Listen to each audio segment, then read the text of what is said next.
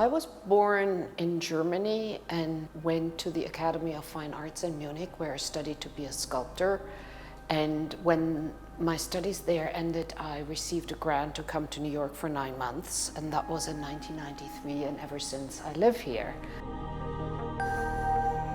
I was just incredibly inspired and hugely enthusiastic about New York. It was here in the city that I started to work with photography. Eventually my experiments led me to the camera obscura, which is what I've been using ever since. It's a dark room, and if you put a small hole, a pinhole, on the surface of one wall, an image that you find outside that room projects itself onto the inside. So you can basically be inside a room which is at the same time a room and a camera. I basically built my cameras and inhabited my cameras, because during my exposures, which can be very long, many hours, sometimes days, I actually live inside these cameras.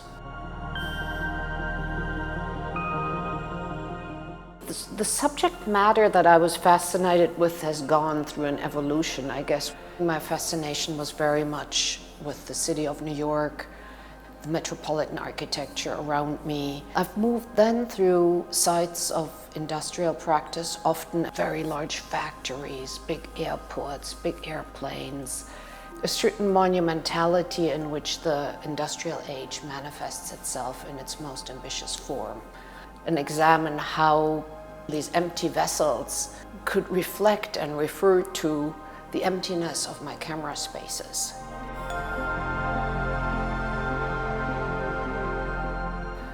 Well, being a woman in the art world, it's like a little bit like being an outsider.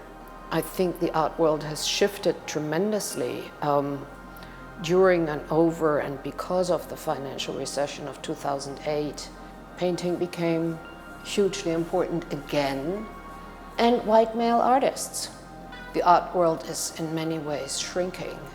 It's getting bigger by the terms of the money that's being spent, but it's getting smaller by the number of artists represented in it. All that matters is whether I make a good piece or not.